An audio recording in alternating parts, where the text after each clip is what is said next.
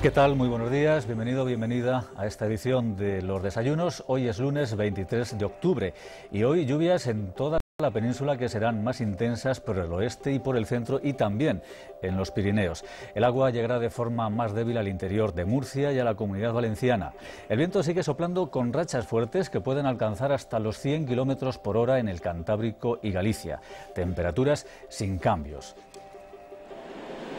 Seguirá lloviendo, como acabamos de decir, en Galicia, que vuelve a ser la comunidad más afectada por el temporal. Un joven murió ayer en Cangas de Morrazo, en Pontevedra, y también en esta provincia una mujer de 74 años resultó herida al ser arrastrada por una corriente de agua. Los daños materiales, estos que estamos viendo, casas inundadas, cortes de carretera por los numerosos desperfectos causados por el agua, son innumerables. Veamos cómo se ha pasado la noche en Galicia. Buenos días, Ana Lorenzo, cuéntanos. Buenos días, pues parece que la situación mejora, por lo menos las lluvias de esta noche han sido menos intensas y no han provocado males mayores, por lo que si la situación se mantiene así, hoy será día de seguir limpiando y empezar ya a hacer balance de los daños, de los desperfectos, sin duda muy cuantiosos. Abundaremos en detalles en los próximos minutos. Antes, una noticia de última hora. Un autobús escolar se ha salido de la carretera en la A129 entre las poblaciones zaragozanas de Villamayor y Perdiguera, aunque según las primeras informaciones parece que no hay fallecidos ni atrapados. A lo largo del programa esperamos conocer más detalles de esta información de última hora. Entre tanto, les contamos que Fernando Alonso ha entrado en el Club de los Grandes y es ya doble campeón del mundo de Fórmula 1. Lo consiguió en Brasil en una carrera relativamente tranquila para él, gracias a que Schumacher pinchó en las primeras vueltas. A pesar de ello, la remontada del alemán fue espectacular y aunque no llegó a poner en peligro a Alonso, dio una lección de pilotaje, su última lección.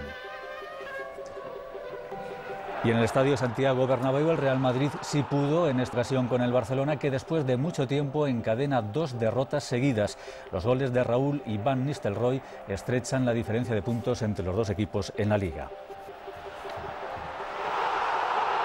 Y el PSOE aprueba hoy un conjunto de medidas para combatir la corrupción urbanística. Aunque en principio los socialistas pensaron en la posibilidad de llegar a un pacto con el PP, finalmente asumen solos esta iniciativa. Mariano Rajoy ha rechazado cualquier acuerdo y culpa de los últimos escándalos urbanísticos a los socialistas. La Fiscalía investiga por presunta corrupción al menos a 10 ayuntamientos gobernados por distintos partidos políticos. Y a 2 días del debate sobre el proceso de paz en el Parlamento Europeo, Partido Popular y Partido Socialista no han logrado acordar una resolución tras los contactos mantenidos el pasado fin de semana. La negociación se rompió anoche después de que Rajoy dijera que el debate es un error y que su partido no quiere el consenso. El PSOE insiste en que seguirá trabajando por el acuerdo. Y hoy la Audiencia Nacional juzga a Letarra condenado por el asesinato del fiscal Luis Portero y del médico Muñoz Cariñanos. El fiscal pide 2 años de cárcel para Arriez Iragui por presuntas amenazas terroristas a 3 funcionarios de prisiones de Córdoba. Sobre el proceso de paz y otros asuntos de actualidad vamos a hablar esta mañana con Charo Zarzalejos, Alberto Pozas y Enrique Sopena. Buenos días a los 3. Y les contamos también que el ministro de Defensa, José Antonio Alonso, que está de visita oficial en Estados Unidos, se reúne hoy con el responsable de la defensa estadounidense, Donald Rumsfeld.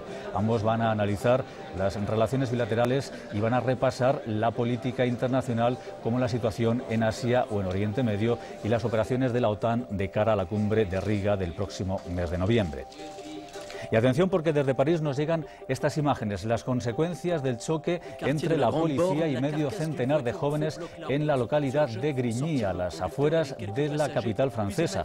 Varios vehículos han resultado quemados y se han producido numerosos destrozos en las calles. Todo esto cuando se cumple un año en varias ciudades de Francia, donde se llegó a decretar, como recordarán, el estado de emergencia. Y hoy en Hungría se conmemora el 50 aniversario de una revuelta que cambió la historia del país. Lo que comenzó con una protesta juvenil en Budapest terminó con un alzamiento popular contra el régimen soviético que se cobró miles de muertos y exiliados. Representantes de 56 países acuden a los actos de celebración que comenzaron ayer. El rey Juan Carlos asistió a un concierto en la Ópera Estatal húngara junto a otros mandatarios. Estaremos en directo en Hungría. Iberia reduce a partir de hoy el recargo por combustible que aplica a sus billetes. 2 euros en las rutas europeas y 3 en los vuelos a América y Sudáfrica. Así, los recargos quedarán fijados en 21 euros para vuelos de media distancia y en 62 euros para los de largo recorrido. Esta medida se aplica tras la evolución a la baja de los precios del petróleo. Acabamos de celebrar, lo recordarán, el Día Mundial contra el Cáncer de Mama y hemos conocido nuevos avances en la lucha contra esta enfermedad. Uno de los más alentadores, casi el 80% de las mujeres pueden optar a la reconstrucción mamaria inmediata, es decir, en la misma operación en la que se extrae el tumor. Hablaremos hoy en los desayunos con el cirujano plástico Jorge Fernández Delgado y con Carmen Ballesteros, paciente sometida a esta intervención. Estamos controlando, que es la forma que da la prótesis, pero está todo correctamente. Y nos vamos ahora mismo a Barcelona porque durante toda la semana Pepa Bueno entrevista a los candidatos a la presidencia de la Generalitat de Cataluña. Buenos días, Pepa. Buenos días, Alfonso. Buenos días a todos desde el Teatro Nacional de Cataluña, que por cierto está de aniversario. Entramos en la segunda semana de campaña para los comicios autonómicos del 1 de noviembre. Está siendo una campaña interesante, intensa, y aquí con la Torre Akbar de fondo vamos a entrevistar cada día a los 5 candidatos a la presidencia de la Generalitat. Y comenzamos hoy con Joan Saura, el candidato de Iniciativa per Catalunya Verds, Esquerra Unida y Alternativa. El dilema es retornar al passat o continuar. Sí vienen esta mañana los periódicos.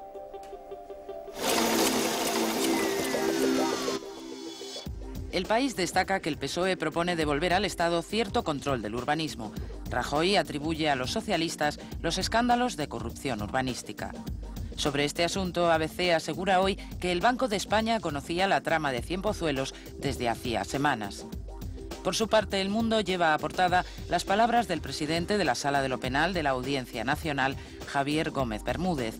La verdad sobre el 11M se descubrirá, aunque se tarden más o menos años.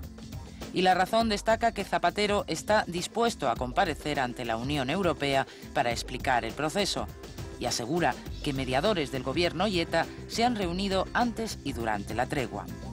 Pero el protagonista con imágenes de todas las portadas es este lunes Fernando Alonso, campeón del mundo por segunda vez. Alonso sigue siendo el rey, titula El País. En El Mundo, Alonso se consagra como único heredero de Michael Schumacher. ABC le bautiza como nuevo patrón de la Fórmula 1. La Razón habla de mito y para La Vanguardia nace la era Fernando Alonso. También Alonso en la prensa deportiva. Piñazo al Barça, gran titular del Marca. Por fin el madridismo está unido. Y en el AS, baño al Barça.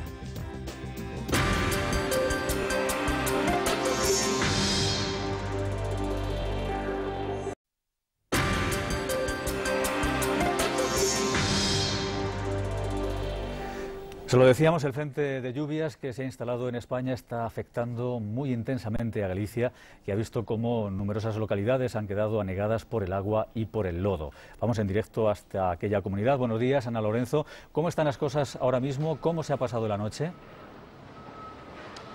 Buenos días, pues ahora las cosas parece que están más tranquilas. La noche ha sido también relativamente tranquila. Ayer nos acostábamos todos muy pendientes de ese nuevo frente que entraba por Galicia dejando más lluvias, pero afortunadamente no han sido muy intensas y por lo menos aquí en Sabarís, en Bayona, parece que no han provocado males mayores. Sin embargo, aquí seguimos todos muy pendientes, muy alerta, nadie baje la guardia porque nunca mejor dicho llueve sobre mojado. Las calles continúan todavía cubiertas de lodo, un lodo que tapona también las alcantarillas. Hace escasamente media hora se reanudaban aquí los trabajos para seguir limpiando las calles y seguir desescombrando, unos trabajos que van a durar todavía varios días, van a tardar varios días en devolverle al pueblo su imagen habitual. También empiezan a regresar ahora las 40 familias que han tenido que ser desalojadas de sus casas y que han pasado la noche o en hoteles o en casas de algunos familiares. Vuelven, pero no para quedarse, porque en algunos casos las viviendas han resultado muy dañadas. Hemos visto viviendas donde el agua les ha llegado hasta una altura de más de 1,5 metros. Ayer han tenido que ser desalojados algunos de ellos en lanchas neumáticas a través de los tejados, y entonces esas casas han quedado completamente destruidas por dentro, el mobiliario, los electrodomésticos, algunas tienen grietas y en algunos casos también han resultado dañadas los cimientos. Por lo tanto, vuelven para empezar a limpiar y hacer balance de daños. Estábamos viendo, Ana, en las imágenes que nos habéis mandado durante este fin de semana, que el agua y el lodo bajan completamente negro. Está claro que eso tiene su origen en las laderas quemadas durante todo este verano, ¿verdad? Bueno, estas inundaciones responden más bien a un cúmulo de factores. Lo cierto es que sí ha llovido mucho. En las últimas 24 horas han caído aquí aproximadamente unos 150 litros por metro cuadrado. Pero tampoco es tan raro que en Galicia llueva tanto. Lo que pasa es que ahora los montes están pelados. Después de los incendios del último verano han perdido su capa vegetal. Una capa vegetal que antes lo que hacía era frenaba el agua de modo que bajaba más lentamente. Lo que pasa es que ahora, como falla esa capa vegetal, el agua baja toda junta, arrastrando además a su paso troncos de árboles quemados y tierra, una tierra y unos troncos que en muchas ocasiones acaban en los cauces de los ríos y que provocan estas inundaciones. Pero de hecho algunos de los municipios que están registrando estos días mayores problemas son precisamente los que en su día fueron algunos de los más dañados por los incendios, aquí en Bayona, Oia, Cotobade, incluso Cee. Pero lo cierto es que no es esta la única causa. Por ejemplo, aquí en este caso concreto en Bayona, los vecinos nos dicen que hay varios ríos canalizados en zonas donde luego se ha urbanizado, que también han construido una carretera que actúa como tapón y que desde entonces las inundaciones aquí son habituales. Estos son unos factores que veíamos también, por ejemplo, en el caso de Cee, que sufrió un episodio similar hace unas 3 semanas. También había en ese caso ríos canalizados, parte del pueblo construido en una zona de relleno ganada al mar. Estos son causas que antes provocaban pequeñas inundaciones, pero que ahora, como hemos visto, como decías, se agravan por ese hecho de que los montes están pelados después de los últimos incendios. Hasta luego, Ana. Volveremos dentro de unos minutos sobre las 10 a Galicia. Antes estamos, lo hemos dicho, muy pendientes de un accidente de autocar ocurrido en Aragón. Nos van llegando muy poco a poco informaciones que amplían la primera. Un niño ha resultado herido grave con rotura de cadera y 8 leves al volcar por causas todavía desconocidas ese autobús escolar en la carretera A129 que está en el término municipal de Villamayor, en la provincia de Zaragoza. El accidente ha ocurrido en torno a las 8:15. Cuando se dirigía hacia un instituto de la capital zaragozana. Lo dicho, estaremos pendientes para poder ofrecerles más detalles de este siniestro que, como decimos, arroja por el momento un balance de un herido grave, un niño grave y 8 leves. Bien, pues la actualidad es lo que tiene, nos lleva de unas a otras informaciones casi sin tiempo para las transiciones. Y debemos referirnos ahora al fin de semana deportivo que ha sido sin duda muy intenso, especialmente el día de ayer. Primero Alonso ganó su segundo campeonato del mundo de Fórmula 1 y después en el clásico de todos los clásicos, Enric, Charo, el clásico de todos los clásicos, Alberto también nos ofreció que el Real Madrid ganó. Pero estamos viendo las imágenes del premio de Brasil. Alonso imparable, ¿no?, a este ritmo que lleva.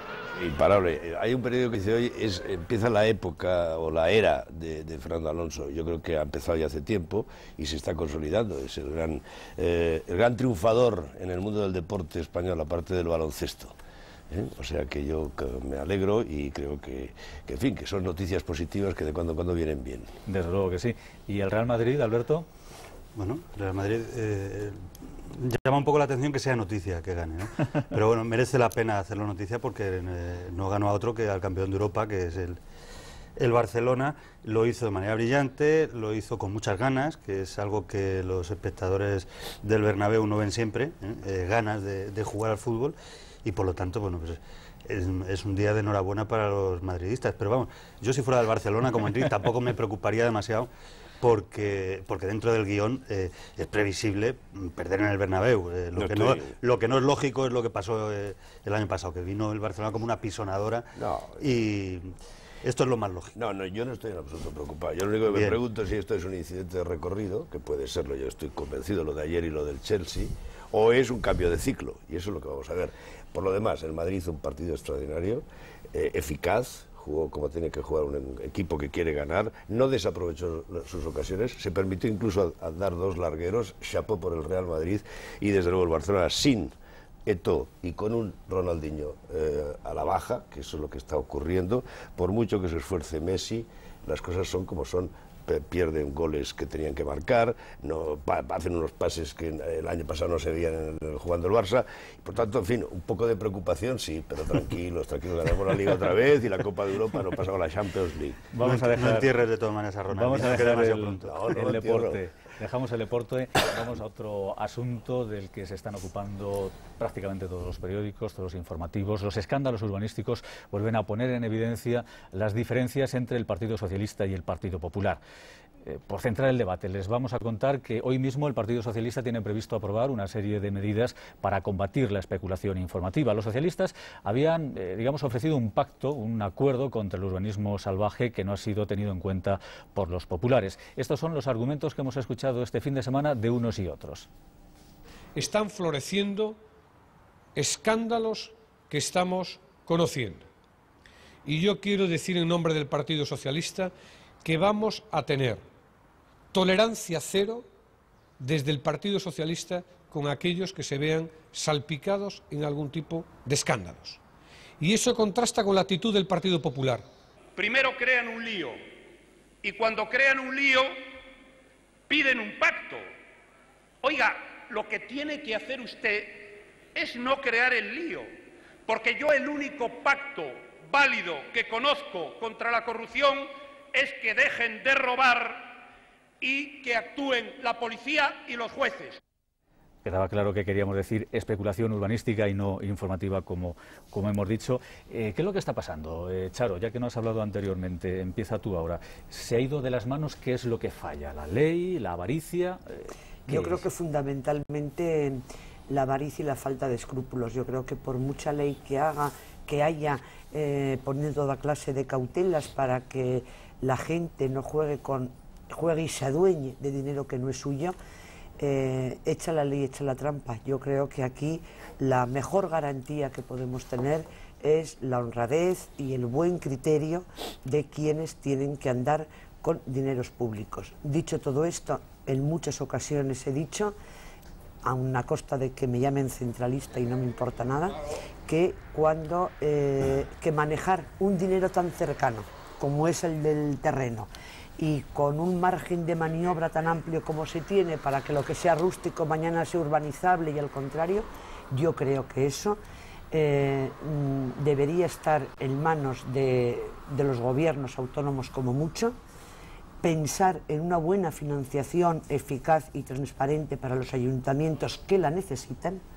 pero cuando se trata de cuestiones como el terreno y, en fin, la cantidad de millones que eso trae consigo, hacer una reordenación de las competencias. Dicho esto, también os acordaréis que una de la parte importante del programa electoral del PSOE era modificar todo lo relacionado con la vivienda y con la especulación y con tal. No sé yo si se ha hecho mucho, ¿no? Comprendo que es difícil, pero no sé si se ha hecho mucho. No te van a llamar centralista porque no has hecho un discurso centralista, lo has hecho autonomista, porque has dicho quitarle a los ayuntamientos y dárselo pero no se puede, ya sabes, a las comunidades autónomas. Yo no estoy de acuerdo. Yo creo que los ayuntamientos son la parte política más cercana al ciudadano y entonces si vamos a dejar esa parte política más cercana a nosotros simplemente para gestionar la recogida de basuras, pues entonces tendremos que modificar absolutamente todo el sistema, ¿no? Es más, si tú estableces un debate ciudadano, se sentirá la gente más pegada a su alcalde que a su presidente de comunidad, sin lugar a dudas. No me cabe la menor duda de eso, sí, sí. Pues porque tiene más influencia, porque además de votar, el ciudadano le conoce. Se cruza con él por la calle continuamente, con el alcalde. Otra cosa es que los elementos de control que el ordenamiento jurídico tiene no hayan sido suficientes hasta ahora. No son suficientes. Pero se me aplica Me imagino que sí. Yo, por volver a Marbella, como siempre, cada vez que hablamos de este tema de Marbella, de la especulación. Son un montón de denuncias las que la Junta de Andalucía presentó contra los planes urbanísticos y tal, y el proceso largo, tedioso, tal. Al final te encuentras como en Cantabria, porque parece que solo estamos hablando del litoral y de Madrid. En Cantabria también, bueno, pues resulta que ahora hay que tirar las casas, porque ya están construidas, mal construidas, donde no se debe y tal. Con esto, lo que quiero decir, el ayuntamiento debe tener la manija para dibujar su pueblo. Tú no le puedes decir a un pueblo cómo tiene que ser. Sí puedes velar porque no sea una locura lo que pretende hacer ese pueblo consigo mismo, pero nada más. Y establecer unos elementos de control que no funcionan. Y uno de los que más tiene que funcionar es el de los partidos políticos. Si estos señores que recalifican, ¿qué tal?, se sienten desde el primer momento delincuentes, tendremos más posibilidades de que no lo hagan. Ahora, si han sentido en algún momento el aliento de su partido, si no de apoyo, sí de hacer la vista gorda, pues eso es otra cosa. Por eso, cuando llega un caso de estos y un partido expulsa inmediatamente al que ha recalificado, al que ha hecho presuntamente una irregularidad, pues bienvenido sea, porque está funcionando, por lo menos ese control está funcionando. ¿Rick? Yo creo que realmente este es un problema, como la mayoría de los que exigen y han exigido y a veces ha conseguido pactos de Estado. Este es un problema transversal que afecta a casi todos los partidos, algunos en mayor medida, otros en menor medida, pero desde luego afecta a todos los partidos desde el punto de vista político, afecta a los ciudadanos porque es un escarnio,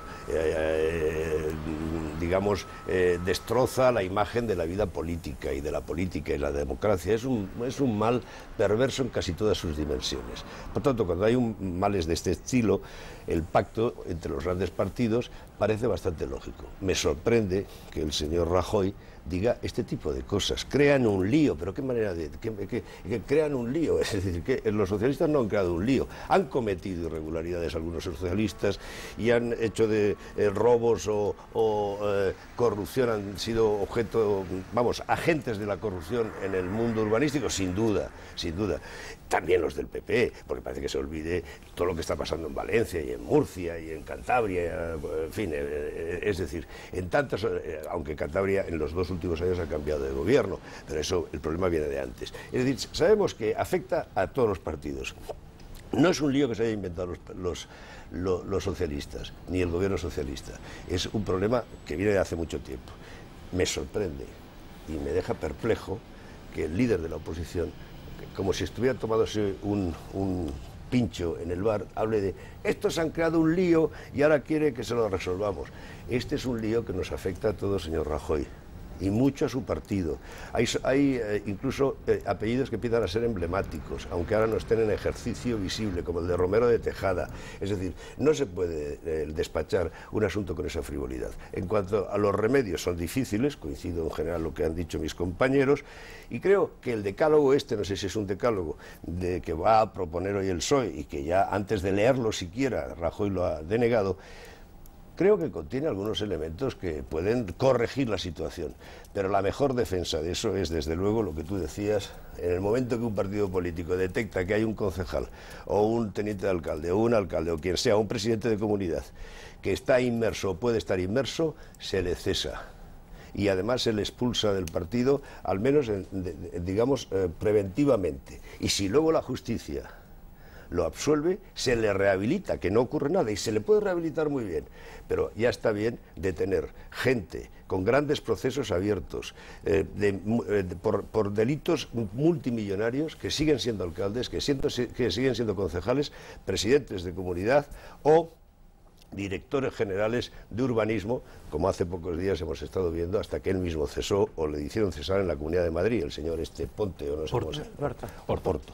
Me parece que eso, o hay mano dura o desde luego no vamos a corregirlo, y eso es, insisto, un mal muy grave. No, pero en cualquier caso, nos estamos acostumbrando a que esto es, bueno, ya una cuestión general, cotidiana, en el día a día, es que en cualquier ayuntamiento puede saltar la liebre. Estamos en unos tiempos complicados porque es que quedan pocos meses para las elecciones municipales. O sea, lo que estamos asistiendo y vamos a asistir en los próximos días es a una concentración de denuncias. Lo cual me parece muy bien, porque en estos elementos, si hay una catarsis de golpe, muchísimo mejor. Así saldremos renovados para las siguientes elecciones. Yo creo que no todo es corrupción, evidentemente. Lo único que pasa es que, bueno, en la transición, posiblemente, los partidos políticos, todos, no encontramos un mejor sistema de financiación que a través de los ayuntamientos. Entonces, eso se ha corregido. Ya no hay partidos, en teoría, que se financien a través de los ayuntamientos. De hecho, los escándalos que saltan son individuales. Hay un concejal, un alcalde, una trama, pero no política, sino delincuencial.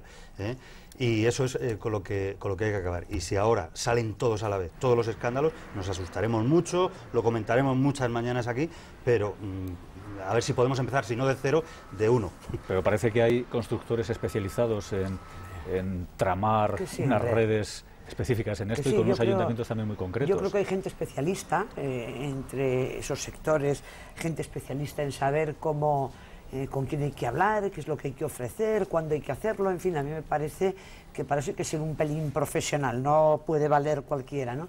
Y hablando de la catarsis, que te dice, es verdad que hace falta una catarsis, pero fíjate, yo creo que basta que estemos en campaña electoral para que no sea el momento de la catarsis, es el momento en el que unos a otros se acusan de ser corruptos, de tú más. Claro. Y claro, como todos sabemos que estamos en campaña electoral, precisamente ese tamiz, ese tapiz, ese escenario de fondo de la campaña te lleva a dudar, ¿será verdad tanto que dicen? ¿El otro no será más que este? Yo creo que para que la catarsis se produzca tendría que haber un debate muy frío.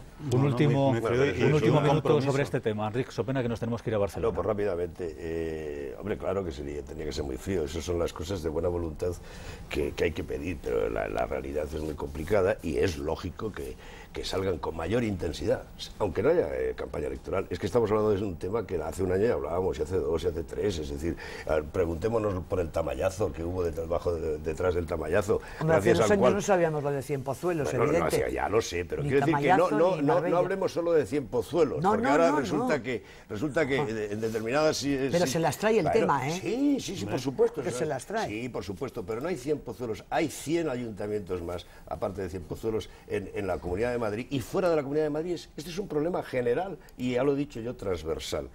Yo sí que digo otra cosa.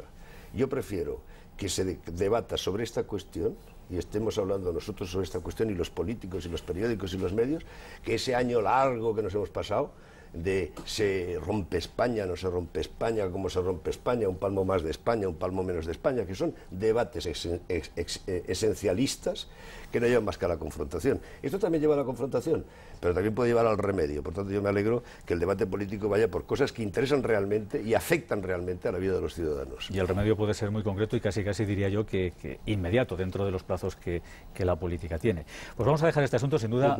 Vamos a tener que hablar de ello durante los próximos días, pero ahora vamos hasta Barcelona. Durante esta semana, Pepa Bueno entrevista en la capital catalana a los candidatos a las elecciones autonómicas de Cataluña. Esta mañana comenzamos con el líder de Iniciativa per Catalunya, Verds, Esquerra Unida y Alternativa, pero antes de las preguntas queremos conocer a Joan Saura. Joan Saura nació en Barcelona hace 56 años. Su vocación política trasciende incluso al ámbito familiar. No en vano está casado con la también dirigente de Iniciativa per Catalunya, Imma Mayol. Se define como un hombre de izquierdas, ecologista y enamorado del mar. Su otra gran pasión es el fútbol y en especial el Barça, en cuyos equipos inferiores jugó cuando era joven. Su trayectoria política se inició en el ámbito municipal, como concejal en l'Hospitalet de Llobregat. Tras su paso por el Parlamento de Cataluña, dio el salto a la política nacional. En 1996 y en 2000 fue elegido diputado en el Congreso. Sus 3 últimos años se escriben de nuevo en clave catalana. Aspirante a la presidencia de la Generalitat en 2003, ha formado parte del gobierno tripartito como consejero de Relaciones Institucionales y Participación Ciudadana. Joan Saura, buenos días. Muy buenos días. Los candidatos en una campaña electoral tienen una agenda enloquecida en esta campaña también, y es por eso que esta entrevista que ven ustedes a las 9:30 la hemos grabado unos minutos antes de comenzar los desayunos a las 9 para que Joan Saura pueda atender a sus compromisos de esta mañana. Pero aquí estamos. ¿Qué tal? Buenos días. Un día excelente, muy buenos días. Espléndido. No ha acertado con la porra, señor Saura. Dijo que el el Madrid-Barça se iba a resolver con 1-2. 1-2, sí, y no fue así. Madrid jugó mejor, la verdad. Es decir, el Barcelona no tuvo su mejor día, ¿no? Y el gol muy inicial que marcó el Madrid creo que determinó el partido. No sé yo si con las elecciones va a tener mejor suerte. Dicen las encuestas que sí, que las encuestas de los últimos días le dan a su formación una subida importante, y a usted particularmente hubo una encuesta ayer que le situaba como el segundo político más mejor valorado de Cataluña. Todas las encuestas marcan una tendencia al alza de nuestra coalición y una valoración mía que está bien, ¿no? Por lo tanto estoy optimista y sobre todo ilusionado, ¿no?, por continuar el trabajo que ha iniciado el gobierno de izquierda. ¿A qué atribuye esa tendencia que marcan las encuestas al alza? Yo creo a dos cuestiones, ¿no?, que creo que hemos hecho en el gobierno catalán como iniciativa Esquerra Unida. Por un lado, la imagen de estabilidad, de rigurosidad, de seriedad, ¿no?, que hemos dado y que yo he estado obsesionado en la estabilidad del gobierno. Y la segunda, de que la gente sabe que somos una coalición política que defiende siempre el progreso y políticas progresistas. Me creo que la combinación de estos dos factores, junto con la imagen, que es verdad, de una izquierda moderna, hace que hoy mucha gente que no nos había votado nunca diga que nos va a votar. Después del ruido, porque hubo mucho ruido en torno al tripartito interno y externo, me lo concederá. Sí. ¿Qué queda de la experiencia de gobierno de izquierdas en Cataluña? Mire, lo bueno es que los ruidos no permanecen, ¿eh? Los ruidos desaparecen, ¿no? Y por lo tanto los ruidos que se han producido, que han sido muchos, ¿no?, y que creo que nosotros no hemos participado en general en esos ruidos, ¿no? Lo que queda es, por ejemplo, que en estos momentos en Cataluña se están rehabilitando 46 barrios que nunca se habían rehabilitado. En 3 años la política social se ha incrementado en un 50%. Hemos hemos acordado proteger el litoral catalán, que no estaba protegido. Se ha hecho un pacto nacional por la educación de prioridad de la escuela pública, ¿no? Es decir, que el gobierno de izquierdas en esos 3 años no es que ha hecho un poco más, un poco menos que el anterior gobierno de convergencia, sino que ha hecho una política en un sentido distinto, en un sentido progresista. Y eso sí que queda, ¿no? No se ha culminado el cambio, pero se ha iniciado el camino del cambio. Da la impresión en campaña que su formación es la única que reivindica sin complejos el tripartito. ¿Por qué cree que ocurre eso? Bien, yo es que estoy convencido. Fíjese usted, como le decía antes, si todo el mundo hubiera hecho lo que nosotros hemos hecho, no habrían elecciones anticipadas. O sea, no hemos participado, hemos producido muy poco ruido, ¿no? Pero al mismo tiempo estamos convencidos de que hemos iniciado ese camino, ¿no?, que hacía falta en Cataluña, ¿no? Han estado 23 años de gobierno conservador, de centro derecha, donde el enemigo exterior siempre era el enemigo de Cataluña, ¿no?, y donde temas importantes sociales y ecológicos no se abordaban, ¿no? Entonces el gobierno catalán ha iniciado esto, y por lo tanto quiero seguir defendiendo esto con firmeza, con contundencia, ¿no?, porque lo que nos jugamos el 1 de noviembre es volver al pasado, a las políticas de derecha, o continuar el camino de una mayoría social que sigue queriendo el cambio en Cataluña. ¿Y está sirviendo la campaña para esto? Yo tengo cierta impresión de que la campaña está siendo más agresiva y con perfiles más agudos de lo que a priori podíamos pensar, ¿no? Bueno, eso depende de qué partidos, ¿no? Yo creo que Convergencia y Unión está haciendo un tipo de campaña con políticas muy neoliberales, muy hacia la derecha, no solo sociales. Lo que dice el señor Mas de la política de inmigración me pone los pelos de punta, ¿no? Y nosotros estamos haciendo una política confrontada a esa política, ¿no? Me gustaría que el Partido Socialista y Esquerra Republicana tuvieran posiciones también mucho más claras, ¿no? No solo en relación a la defensa de la obra de gobierno, sino también a la confrontación con las políticas neoliberales que CiU y el PP proponen. Ya, dicen en CiU que un nuevo gobierno tripartito le daría munición al Partido Popular contra Zapatero en toda España.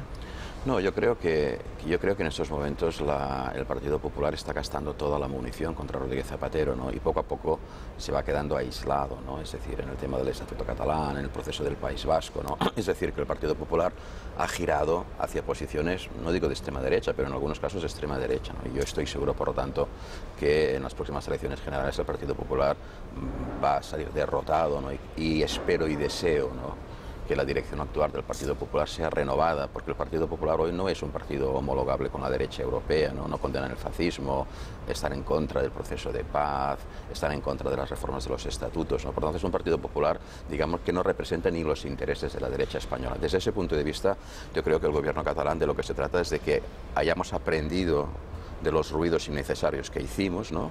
Que haya una situación de tranquilidad, de serenidad. Al gobierno no se va a hacer ruido, se va a gestionar, ¿no? Y que eso sea una contribución a la política progresista del Estado español. Es decir, yo no entiendo Cataluña sin la contribución y la relación con el resto del Estado español.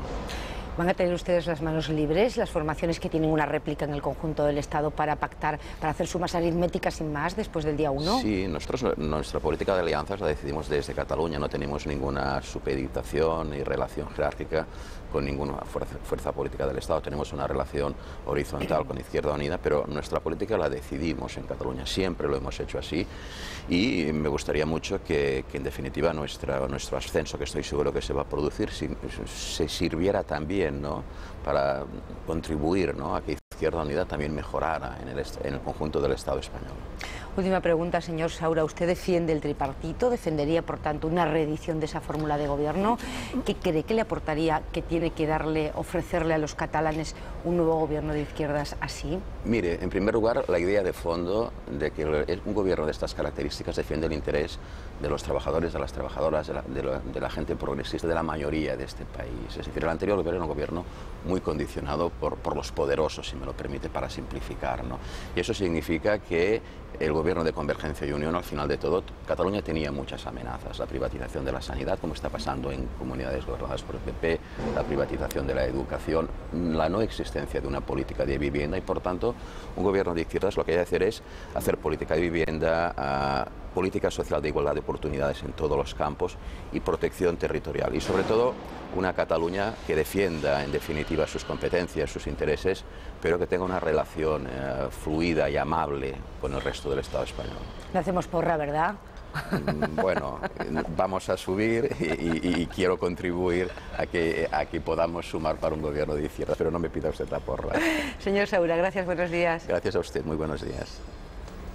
Pues hasta luego, Pepa. Después del emocionante fin de semana deportivo, la tira de Nacho debía mirar, y así lo hace, a los triunfos de Fernando Alonso y el Real Madrid.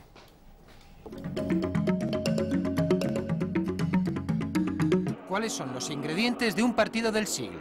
Un equipo entrenado para correr, vean que deprisa dan los pasitos. Otro equipo entrenado para ganar como sea, al abordaje. Y un árbitro inteligente. No entiendo la pregunta. Real Madrid-Barça, ya está todo dicho. Hasta Beckham tenemos, glamour a más no poder. El Madrid ganó por 2 y pudieron ser la tira, porque le robaron la cartera al Barça por sistema y porque de tantos castañazos como le dieron al palo, a Rijkaard se le terminó quedando cara de eso, de palo precisamente. ¿Cuánto hemos aprendido de fútbol esta jornada? Por ejemplo, ¿qué es una parada en 2 tiempos? Esto, primer tiempo, la para el defensa con las manos. Segundo tiempo, la para el portero ya por lo legal. El árbitro se había ido a por tabaco. ¿Existen equipos de fútbol formados solo por árbitros? Sí, o eso pareció ese equipo de negro riguroso contra el que jugó el Español. Curioso ver a todos esos árbitros protestando al árbitro. Resultó que no eran árbitros, que eran el Racing de Santander. ¡Qué cosas! ¿En qué estadio tienen los postes de mejor calidad? En el estadio del Mallorca, sin duda. Admiren qué 3 zurriagazos se llevó el mismo poste, el de la izquierda, en apenas 4 minutos. Y ni se abolló ni nada. ¿Esta jugada es una serie concatenada de cantadas del Atlético de Madrid y del Deportivo, o lo han hecho aposta y es arte futbolero? Es arte, por supuesto, y del bueno. Con razón perdió el Atleti. ¿Es el fútbol un deporte injusto? Sí. Al portero del Getafe le llaman pato, y ya ven, le pitan en contra un penalti, en el último minuto, lo para, salva el resultado, y sus compañeros lo fríen a golpes y a patadas. ¿Habráse visto semejante injusticia? Le llaman pato. Esta actitud tan salvaje no solo es patrimonio del fútbol. Hemos descubierto para qué llevan casco los pilotos de Fórmula 1.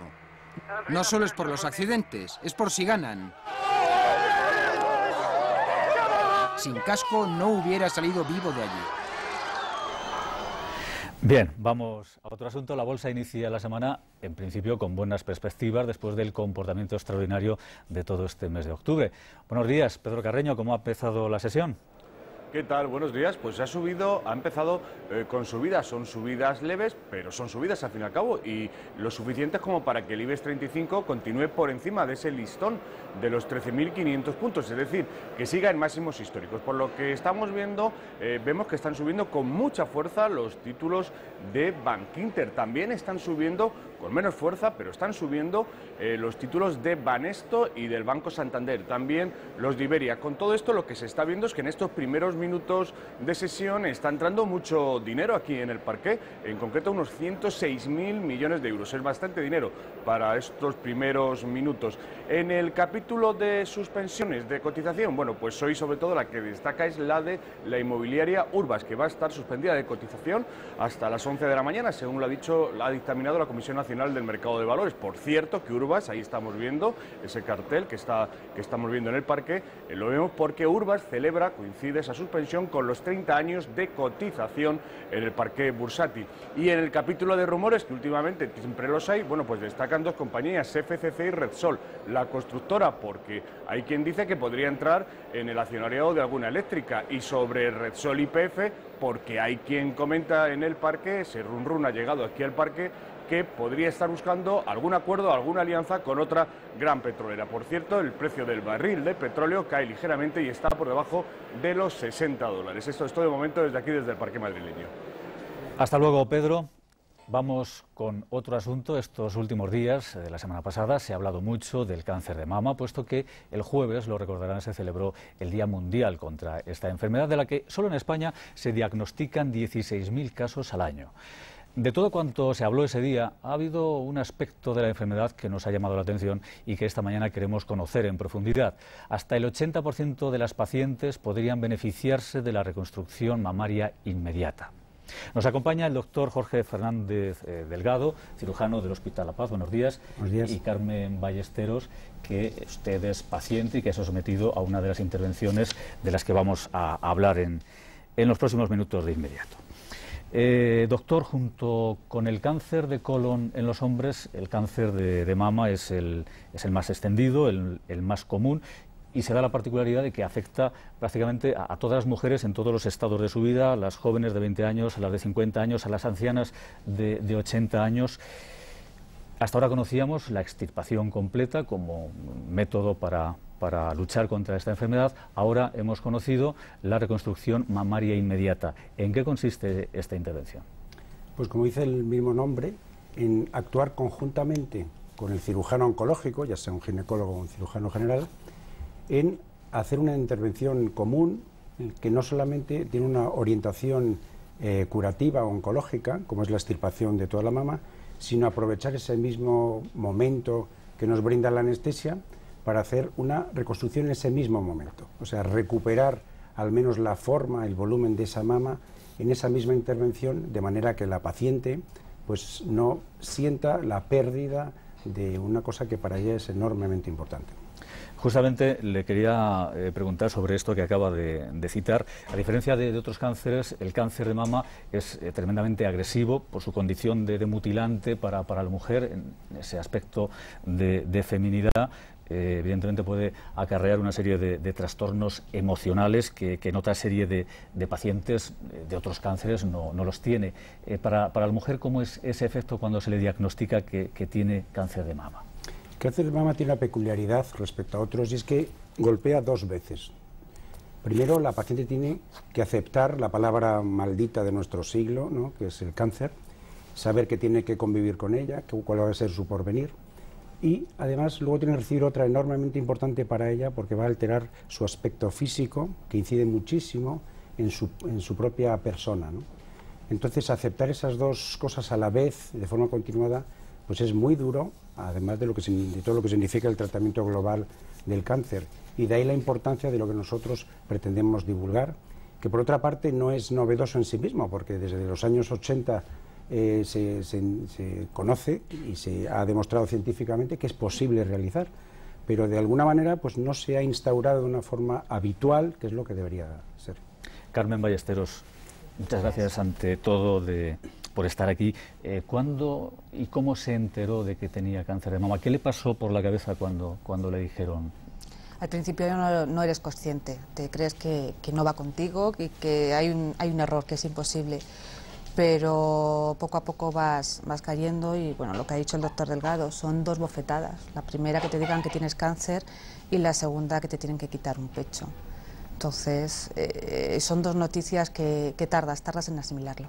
Y se llega a afrontar en algún momento de todo el proceso con cierta, no diré naturalidad, pero al menos con cierta serenidad, ¿no? Sí, esto va por picos. Al principio te hundes y luego también hay que decir a favor que te dicen que tienes un cáncer, pero luego después cuando vas a ver al cirujano plástico y al ginecólogo, cuando te hablan de esta opción, pues es como que es una preocupación menos. Ya dices, bueno, tengo que luchar contra una cosa que es el cáncer y no contra mi aspecto físico, que es algo que a todas las mujeres nos puede llegar a preocupar en ese momento.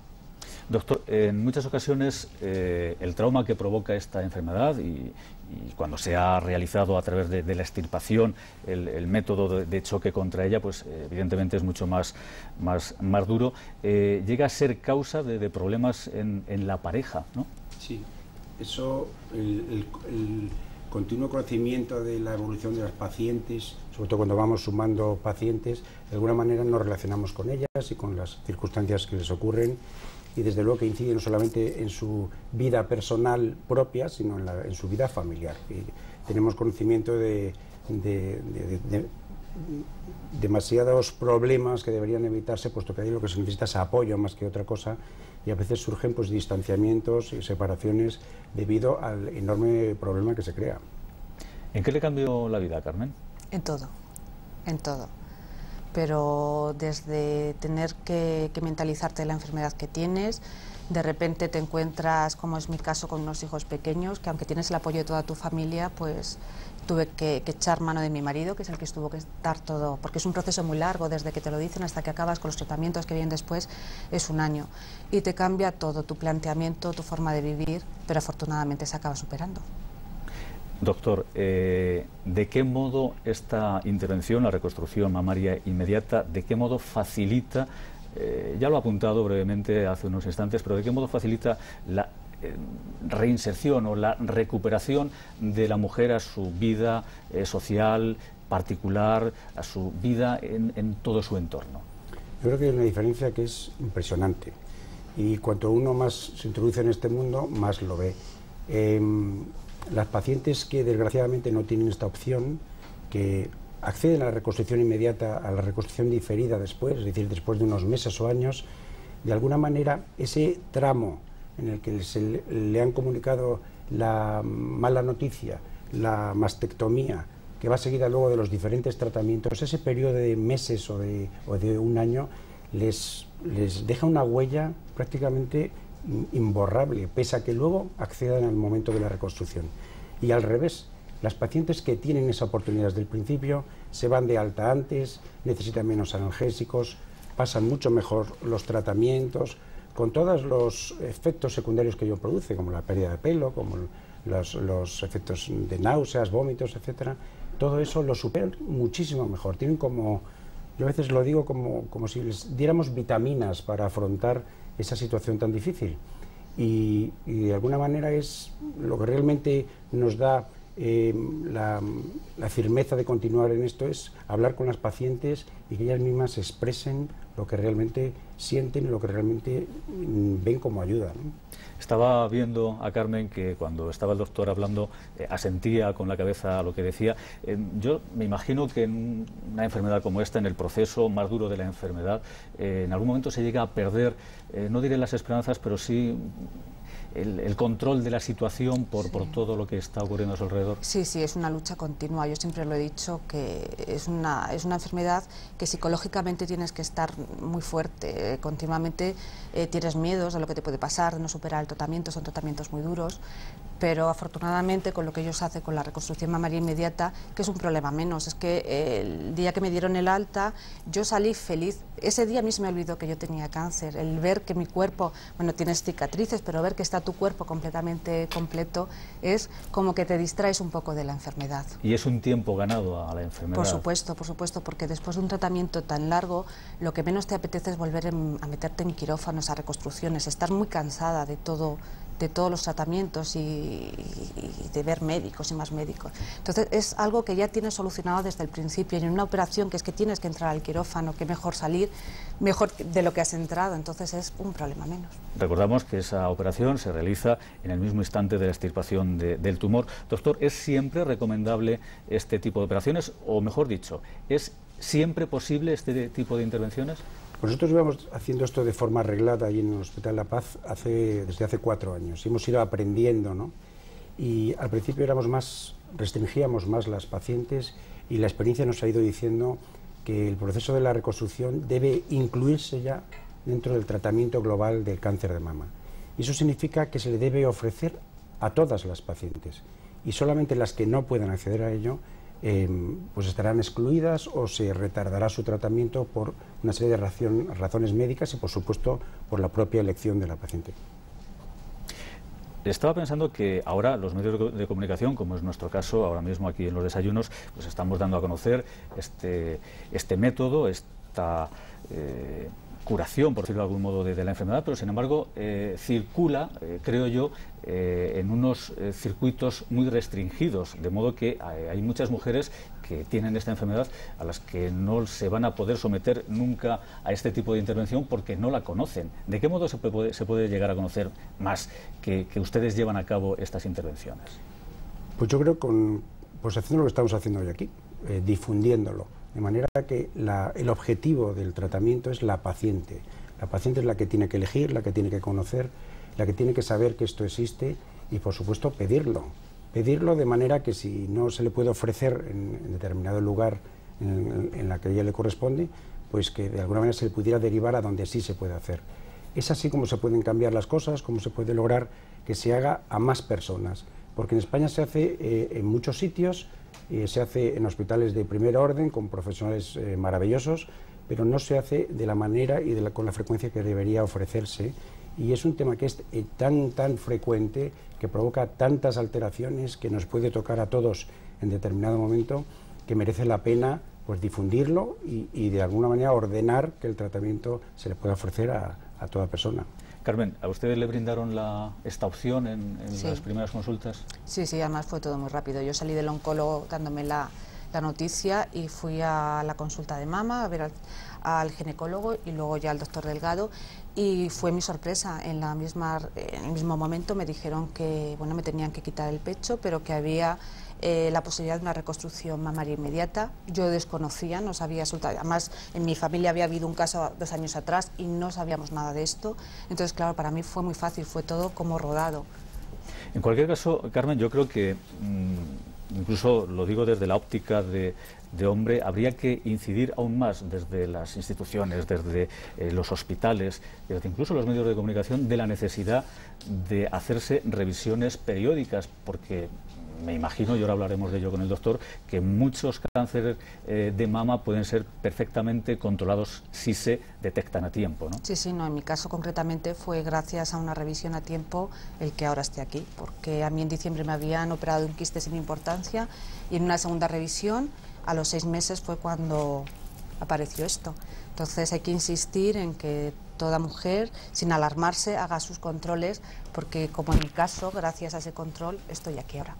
¿Es muy caro el tratamiento, doctor? No. Curiosamente, cuando se han hecho estudios serios al respecto, pues hacer una reconstrucción inmediata es, incluso desde el punto de vista económico, mucho más ventajoso que hacerla diferida. Y algo a lo mejor que no hemos comentado es que la persona que no accede a la reconstrucción en el mismo momento, le queda la opción de reconstruirse o no. Pero una persona que ha pasado por todo lo que es la secuencia de tratamientos, 1 año después de todo eso, es muy duro tomar la decisión de volver a meterse en otro proceso que dura cerca de 1 año, que necesita 2 o 3 intervenciones quirúrgicas. Entonces hay muchas pacientes que no se harán la reconstrucción porque no acceden, no tienen la fuerza para acceder de nuevo a un quirófano, ¿no? Usted, Carmen, se ha convertido casi en una divulgadora, ¿no?, de este método que de algún modo le ha venido a cambiar lo que habría sido su vida, ¿no?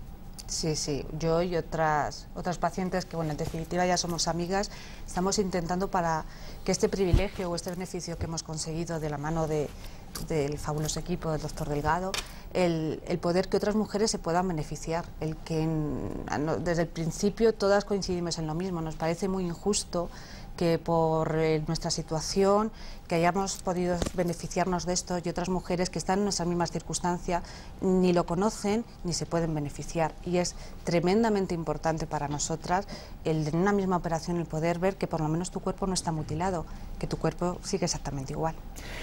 Doctor, al hilo de lo que decía Carmen, de la información que, como nos ha contado usted también, se brinda en algunos de los hospitales, como es el caso de La Paz en Madrid, ¿qué circuitos de información puede haber ahora o en un futuro para conocer de una manera más cercana este tipo de intervenciones inmediatas?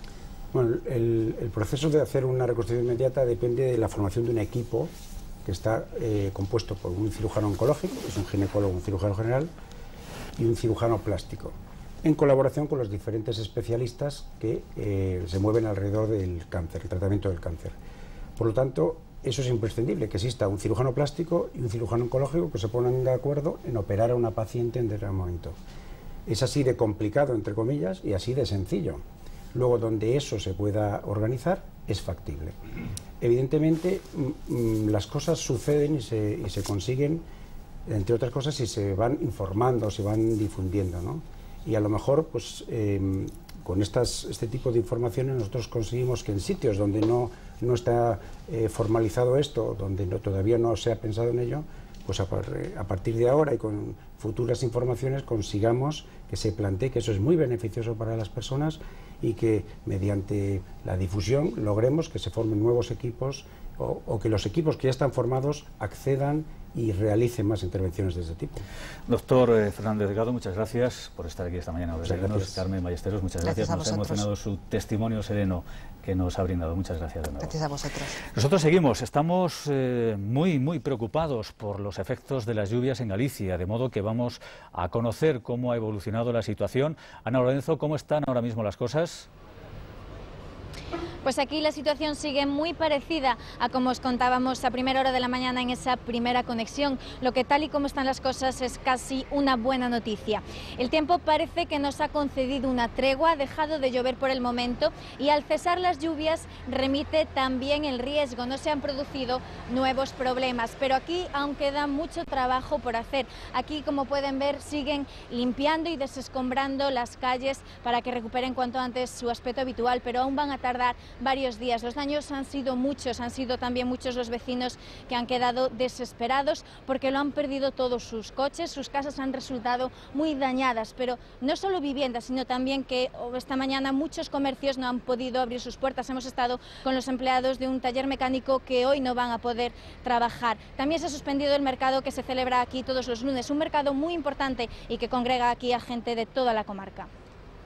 Hasta luego, Ana, muchas gracias por la información. Ya hemos visto cómo están las cosas en Galicia. A lo largo del día también se esperan lluvias en otros puntos de España, incluso que sople el viento con fuerza en el Cantábrico. Izaskun Ruiz, ¿cómo están las previsiones? ¿Qué dicen? Buenos días, pues lo que dicen las previsiones es que todavía el viento seguirá soplando con mucha intensidad en toda la costa cantábrica, en el litoral de Galicia. Se mantienen en alerta en esas zonas por rachas de viento que podrían llegar hasta los 90 o los 100 kilómetros por hora.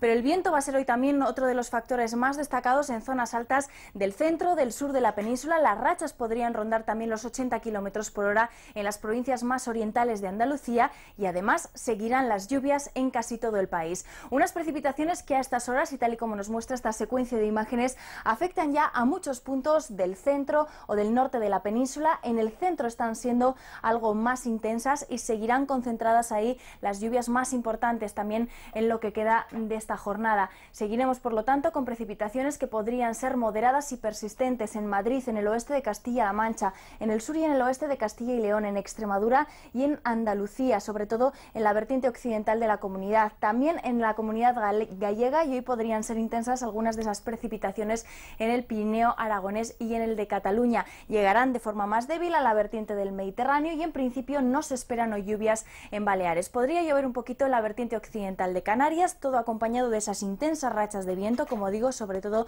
en el litoral cantábrico, y de temperaturas que apenas van a cambiar. Las más elevadas llegarán a los 26-27 grados por el Mediterráneo, en Baleares, también en Canarias, y en cambio las más bajas, en algunos casos, por ejemplo, como en el de León, no llegarán ni tan siquiera a los 15. Hasta luego, Izaskun. Desde hace unos minutos han comenzado en Budapest los actos conmemorativos del 50 aniversario del alzamiento popular contra el régimen de la Unión Soviética. Así que vamos en directo hasta la capital de Hungría, pero les digo que no podemos hacerlo como lo teníamos previsto, sino a través del teléfono. Buenos días, Ana Torrico. ¿Qué es exactamente lo que ha pasado para que no podamos verte? Hola, buenos días. Pues lo que ha pasado es que cuando hemos llegado alrededor de las 8:30 al punto de directo, situado dentro del perímetro de seguridad, en una esquina del Parlamento, nos hemos encontrado al jefe técnico de Eurovisión arrestado y con esposas dentro de un coche policial. Ni siquiera hemos podido hablar con él. La policía nos ha dicho que estábamos dentro de un perímetro prohibido, ha desmontado la unidad móvil y nos ha rodeado para decirnos que teníamos que marcharnos. Después de movernos hemos tenido que volver a cambiar de sitio porque los antidisturbios han llegado donde estábamos para desalojar a un centenar de personas que pedían la destitución del primer ministro. Ahora mismo nos encontramos en una esquina al lado del Parlamento, pero rodeados por la policía y los manifestantes aquí en la Plaza Kossuth. Esa es un poco la peripecia que nos ha ocurrido. Decir que hasta ahora está previsto el comienzo de los actos protocolarios con el izado de la bandera húngara en la Plaza Kossuth, donde se encuentra el Parlamento, y honores militares. Las 56 delegaciones extranjeras invitadas, entre ellas el rey don Juan Carlos I, entrarán después en el edificio del Parlamento para ver una exposición sobre la Revolución húngara. Ese día, el 23 de octubre del 56, universitarios de Budapest convocaron una manifestación pacífica a la que se sumaron miles de personas y en la que pidieron la retirada de las tropas soviéticas del país, una mayor apertura del régimen. Los tanques soviéticos entraron el 4 de noviembre y acabó así la revolución. Eso es lo que están recordando ahora los húngaros hoy en todo el país. Gracias, Ana Torrico. Hasta luego. De nuevo en casa, les decimos que se aproxima el miércoles, el día en el que el Parlamento Europeo debate una resolución sobre el proceso de paz. Una resolución que no va a contar con el apoyo del Partido Popular. Los encargados de negociar un posible acuerdo, Elena Valenciano y Àlex Vidal-Quadras, ni siquiera llegaron a sentarse ayer, como en un principio parecía previsto, y es que Rajoy había sido muy claro: gane quien gane esa votación, ETA ya la ha ganado. Volvemos con nuestros contertulios.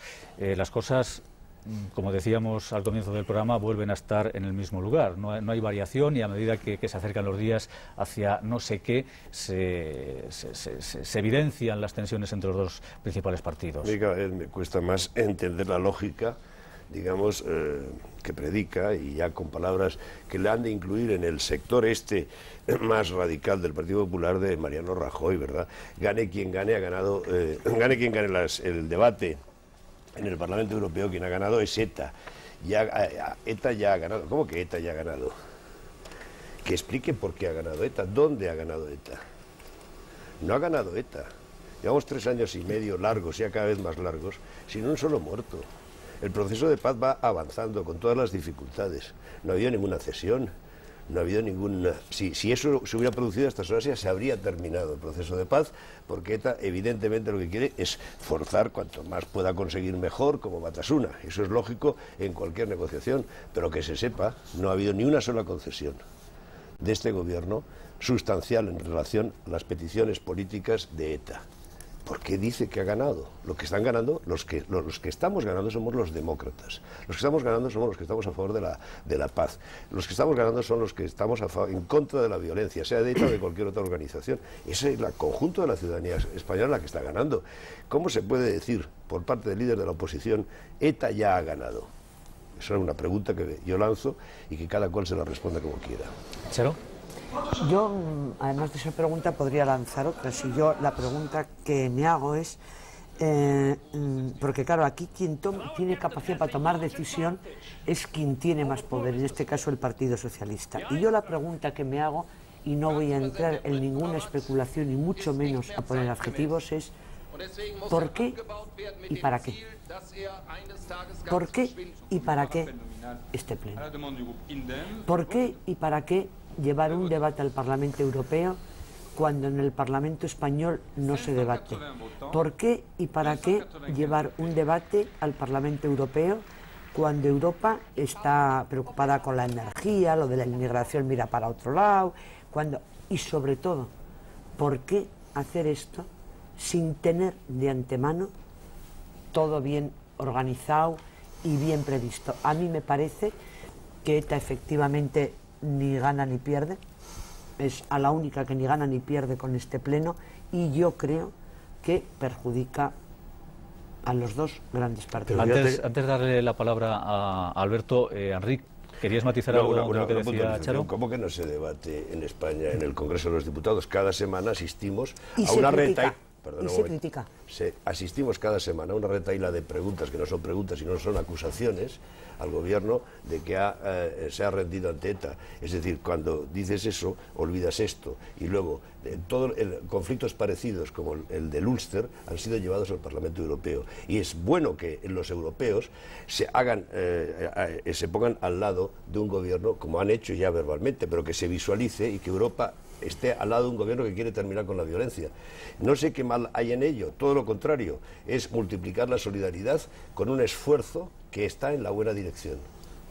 Alberto. Yo no entiendo el problema, la internacionalización del conflicto, como dice el Partido Popular. Llevamos toda la vida intentando convencer a Francia de que el problema también es suyo. O sea, es que Francia siempre ha dicho, no, esto es problema de los españoles, y nosotros, oiga, que no, échenos una mano. Nos hemos puesto de uñas cuando Bélgica ha dicho que el problema es suyo. Pasaba por allí algún terrorista, le detenían y le daban unos cuantos euros luego para que pudiera funcionar por allí. Y nosotros diciéndole, oiga, que no, que el problema también es de Bélgica, que está bastante más lejos. Nos pusimos muy nerviosos cuando Estados Unidos dijo que un golpe de Estado en España era un problema interno. O sea, que siempre hemos estado buscando el que, no sé, en este tipo de cosas estamos todos de la misma parte, ¿no? Estamos todos de la misma parte. Joder, Aznar lo consiguió. Nos metió en una guerra, no sé qué, a cambio de que Bush iba a acabar con ETA en 2 días. No sé cuántos satélites iban a estar funcionando por encima de las cabezas, iban a traspasar las chapelas. Sí, sí. Todo, bueno, ¿eso qué es? ¿Eso qué es? ¿Eso es consumo interno? Igual de absurdo. No, pero eso es consumo interno, igual de absurdo. Pero qué miedo tenemos a que en Bruselas. Vamos a ver. Es que mira, ya tenemos a la Iglesia apoyando el proceso, tenemos a Estados Unidos, tenemos a Blair, si solo nos falta el cuerpo de serenos, que ya no existe. Perdóname, hombre, vamos a dejar a Charo. Ya está bien aquí de los obispos, los hermanos de los obispos. Cuentan cuando quiere el Partido Popular. A mí los obispos siempre he sido partidaria de que los obispos tienen que hablar de Dios, punto. Con eso tenemos todo bastante. O sea, a mí es hablar de no matarás al prójimo. Exacto. Perdona un momento. Y perdón, no digas eso de hablar de Dios. Bueno, es decir, es algo más. Sí, es algo más. Sí, y entre uno de los mandamientos es ese. Y perdonar, es lo que estamos intentando. Y tener misericordia, y tener caridad. Claro, por supuesto que sí. Pero yo lo que digo es, señor, de verdad, esta especie de entusiasmo de pensar que en este pleno es un antes y un después, este pleno es un titular.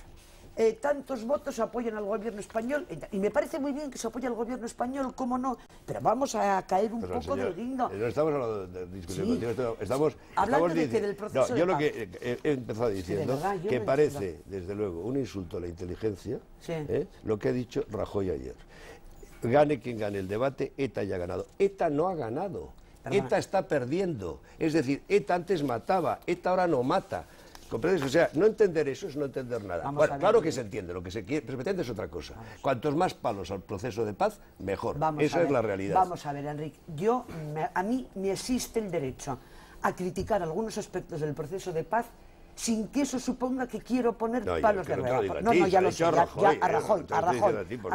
Y ya sé lo que piensas, todo lo contrario. Como quiero reservarme el sentido crítico ante todo lo que ocurre, yo digo, por favor, no vamos a pasarnos de pedaleo.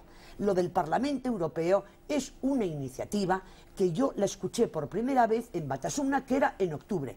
Y yo no voy a entrar en más. Yo digo, ¿por qué el presidente o el PSOE ha tomado esta iniciativa. ¿Por qué y para qué? Si sabemos que nos vamos a quedar solos, que ETA es un problema interno y vamos a ir al mismo sitio, Enrique, a donde hace 2 años PSOE y PP fueron a pedir la legalización. Lo que te han dicho, yo, francamente, lo que te ha comentado hace un momento, de Francia, de Bélgica, la irritación que sentimos los españoles el 23F cuando el secretario de Estado norteamericano dijo que era un problema interno. En un mundo globalizado, que estamos predicando que todo está globalizado y es verdad, y todo se interrelaciona, qué mal hay que se hable en el Parlamento Europeo de ETA o del proceso de paz, para ser más exactos. Nos tenemos que ir a lo que nos espera el día de hoy en cuanto a la información. Son en estos momentos las 10:13. Seguimos, ya se lo hemos contado, muy pendientes del accidente de un autobús escolar que se ha producido, como saben, esta mañana en la A129 a la altura del municipio zaragozano de Villamayor. Un niño ha resultado herido grave con rotura de cadera y 8 leves al volcar por causas que en este momento se están investigando. El autobús en el que viajaban a un colegio, un instituto de Zaragoza. Los servicios informativos de Televisión Española están recabando datos para ofrecérselas en las próximas ediciones de Telediario, así como en el canal 24 Horas. El ministro de Defensa, José Antonio Alonso, de visita oficial en Estados Unidos, se reúne hoy con el responsable de la defensa estadounidense, Donald Rumsfeld. Ambos van a analizar las relaciones bilaterales, repasarán la política internacional, como la situación en Asia, en Oriente Medio, y las operaciones de la OTAN en Afganistán y los Balcanes ante la cumbre de Riga el próximo mes de noviembre. Otro ministro, el de Exteriores, Miguel Ángel Moratinos, inicia hoy una visita a Guinea Ecuatorial con el objetivo de mejorar las relaciones con nuestro país. Le acompaña el ministro de Justicia, López Aguilar, ya que está previsto que se firmen acuerdos de cooperación judicial, y viaja además una delegación de empresarios españoles. Los últimos tratados de cooperación con Guinea se remontan al año 1980. Y a esta hora en la Audiencia Nacional comienza el juicio contra el etarra condenado por el asesinato del fiscal Luis Portero y del médico Muñoz Cariñanos. El fiscal pide 2 años de cárcel para Arriet Iragui por presuntas amenazas terroristas a 3 funcionarios de la prisión de Córdoba. Además, la audiencia juzga a otros 2 supuestos etarras por participar en un atentado sin víctimas contra un centro de menores del País Vasco en el año 2001.